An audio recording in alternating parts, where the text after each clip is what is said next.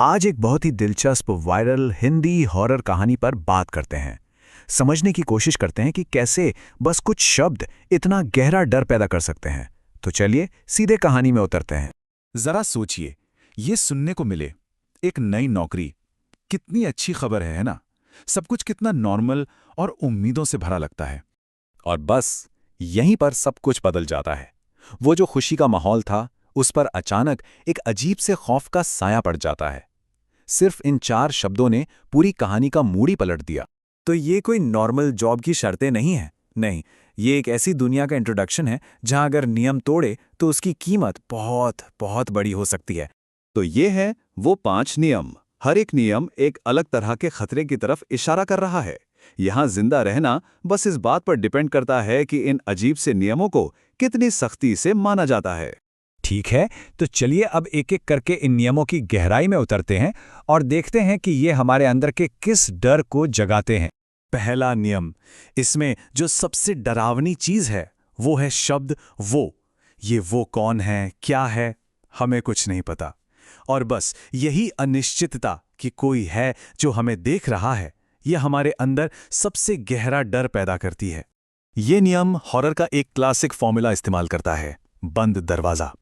हमें पता है कि दरवाजे के पीछे कुछ खतरनाक है, पर क्या? ये राज ही टेंशन को और भी ज्यादा बढ़ा देता है। ये हमारे अनजाने के डर से खेलता है।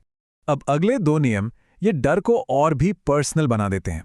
ये सीधा हमारे 2 सबसे बेसिक सेंसेस पर हमला करते हैं, सुनना और महसूस करना। एक अनजानी आवाज जो नाम पुकार रही है और किसी के पीछे होने का एहसास सोचकर ही अजीब लगता है। लेकिन जो आखिरी नियम है वो इन सबसे बिल्कुल अलग है। यहां खतरा बाहर से नहीं बल्कि अंदर से आता है, किसी की अपनी पहचान से जुड़ा हुआ। हम शक्ल यानी डोपलगैंगर का कॉन्सेप्ट, ये ख्याल कि किसी का ही कोई डुप्लीकेट मौजूद है, साइकोलॉजिकली बहुत परेशान करने वाला होता है। ये तो किसी के होने पर ही सवाल उठा देता है।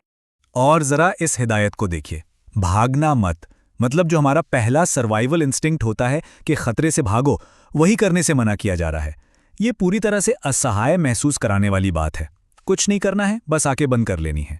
अब जो बात वाकई में बहुत दिलचस्प है वो सिर्फ ये नियम नहीं है, बल्कि वो चीजें हैं जिनके बारे में हमें कुछ बताया ही नहीं गया है। ये जो अनदेखे दुश्मन हैं, आखिर ये हैं कौन? पहला सवाल, रात के 11:55 के बाद आखिर कौन देख रहा होता है? कहानी कोई जवाब नहीं देती, और शायद यही इसकी सबसे बड़ी ताकत है। और वो बेसमेंट, उसमें ऐसा क्या बंद है जिसे बाहर नहीं आना चाहिए? जब कोई जवाब नहीं होता तो हमारा दिमाग खुद ही सबसे भयानक तस्वीरें बनाने लगता है। लेकिन सबसे ज्यादा परेशान करने वाला सवाल तो हम शक्ल से जुड़ा है।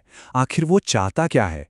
ये एक ऐसा खतरा है जो बहुत पर्सनल और किसी के वजूद से जुड़ा हुआ महसूस होता है। तो देखिए, असली डर उन चीजों में नहीं है जो कहानी बताती है। असली डर तो उन खाली जगहों में है जिन्हें हमारी कल्पना खुद ब खुद भर देती है।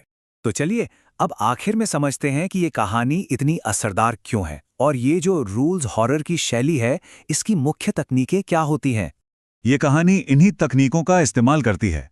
अनजाने का डर, हमारे सेंसेस पर हमला, हमारी सुरक्षित महसूस होने वाली जगहों को खतरनाक बना देना, और आखिर में हमारी पहचान को ही खतरे में डाल देना।